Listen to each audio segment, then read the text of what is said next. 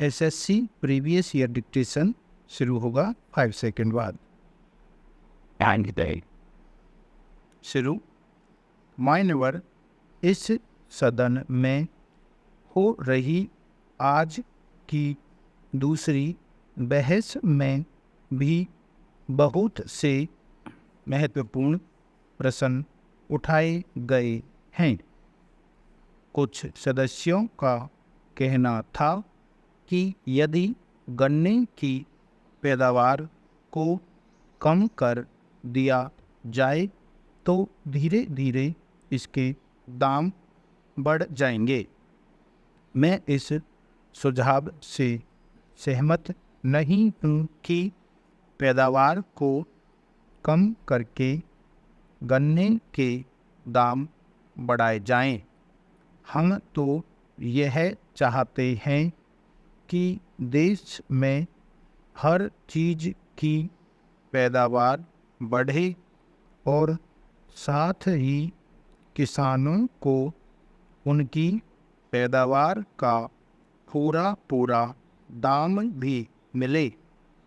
यदि किसानों को उनकी मेहनत के अनुसार दाम नहीं दिए जाएंगे तो खेती के प्रति उनका उत्साह कम होता जाएगा। ऐसी स्थिति में देश को गंभीर संकट का सामना करना पड़ सकता है।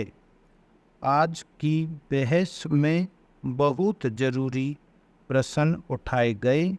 एक प्रश्न दोहरी नीति के बारे में भी उठाया गया। एक सुझाव था कि दोहरी नीति को समाप्त कर दिया जाना चाहिए। सभी सदस्यों ने इस बात को बहुत जोर देकर कहा क्योंकि यह बात ही ऐसी है। इस सदन के बहुत से सदस्य ऐसे क्षेत्रों से आते हैं जहां पर गन्ने की पैदावार बड़े पैमाने पर की जाती है और गन्ने का उत्पादन बहुत बड़ी मात्रा में होता है। इसीलिए वहाँ पर बहुत सी चीनी मिलें हैं। यही वजह है कि आप सभी ने चीनी के संबंध में दोहरी नीति को समाप्त करने का सुझाव दिया है। वास्तव में कुछ समय पहले मेरा भी ऐसा ही विचार था, लेकिन बाद में मुझे इस संबंध में अपने विचार बदलने पड़े। मेरा तो यही कहना है कि यदि आप इस प्रश्न पर शांतिपूर्ण ढंग से मनन करें तो आपके विचारों में भी बदलाव आ सकता है। आज चीनी के प्रश्न पर पूरे देश में विवाद चल रहा है। मेरा मत है कि सरकार चीनी के उत्पादन, खर्चे और मुनाफे पर अच्छी तरह से विचार करे और किसी एक निश्चित नतीजे पर पहुँचे। कई वर्ष पहले फसल बीमा का प्रस्ताव सरकार के समक्ष रखा गया था, लेकिन अभी तक इस संबंध में कुछ भी नहीं किया जा गया है।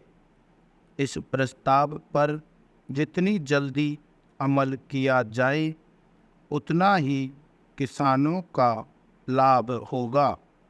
इस पर आने वाले खर्च की समस्या भी प्रयत्न करके हल की जा सकती है। आज स्थिति यह है कि किसान की फसल किसी कारण नष्ट हो जाती है तो उसके पास खाने तक को कुछ नहीं बचता है। अध्यक्ष महोदय, मैं अनुरोध कर रहा था कि यह जो एक वर्ग है जिसकी गरीबी दूर करनी है, लेकिन दूसरा वर्ग कौन सा है जिसकी गरीबी हमें दूर करनी है, उस पर विचार करें। मेरे ख्याल से दूसरा वर्ग वह है जो कि दिन रात हर समय मेहनत करता है और उसके बाद भी उसको न्यायपूर्ण वेतन नहीं मिल पाता है। यह बात जरूर है कि मजदूरों में भी कई वर्ग हैं। एक ऐसा मजदूर वर्ग है जो बड़े बड़े कारखानों में काम करता है, संगठित है, संघर्ष भी करता है, लड़ता है और रात दिन झगड़ता है। ऐसे मजदूरों ने अपने लिए सारी सुविधाएं प्राप्त कर ली हैं। कई जगहों पर ऐसे मजदूर को 200-250 रुपये महीना वेतन मिलता है, लेकिन इस मजदूर के साथ ही वह दूसरा मजदूर भी है जिसे एक दिन में 10 से 12 घंटे काम करने के बाद भी 2 रुपये भी नसीब नहीं होते। मैं कहना चाहता हूँ कि हमें इस असमानता को दूर करना चाहिए। बड़ी ऊंची आवाज़ में लोग कहते हैं कि जो बड़े बड़े लोग हैं, जिनके पास सारी दौलत है, सारी आर्थिक शक्ति केंद्रित है, जब तक उनको समाप्त नहीं किया जाता तब तक देश में समाजवाद नहीं आ सकता।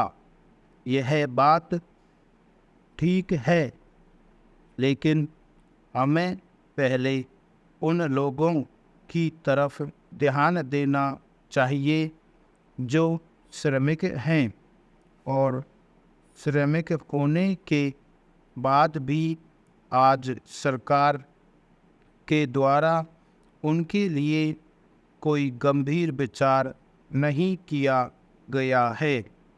आपकी जानकारी के लिए मैं एक उद्योग का उदाहरण देना चाहता हूँ जिसमें पिछले 20 सालों से मैं काम कर रहा हूँ। यह उद्योग है बीड़ी बनाने वाले मजदूरों का। यद्यपि बीड़ी एक मामूली सी चीज़ दिखाई देती है और कई लोग बीड़ी की जब बात आती है तो उसे नफरत की निगाह से देखते हैं, लेकिन यह बात हमें नहीं भूलनी चाहिए कि हमारे देश में बीड़ी उद्योग का बड़ा महत्व है। वह महत्व इसलिए है कि इसमें मजदूरों के रोजगार के अवसर बहुत ज़्यादा हैं। हमारे देश में लगभग 20 लाख मजदूर बीड़ी उद्योग में काम करते हैं और एक बीड़ी बनाने वाले व्यक्ति पर आश्रित रहने वालों का हिसाब लगाया जाए तो 2 या 3 लोगों के हिसाब से लगभग 80 लाख लोगों का यह प्रश्न है। इस उद्योग में बहुत कम धनराशि निर्धारित की गई है। साथियों, वीडियो के अंत में आपसे वीडियो को लाइक एंड सब्सक्राइब करने की अपील है।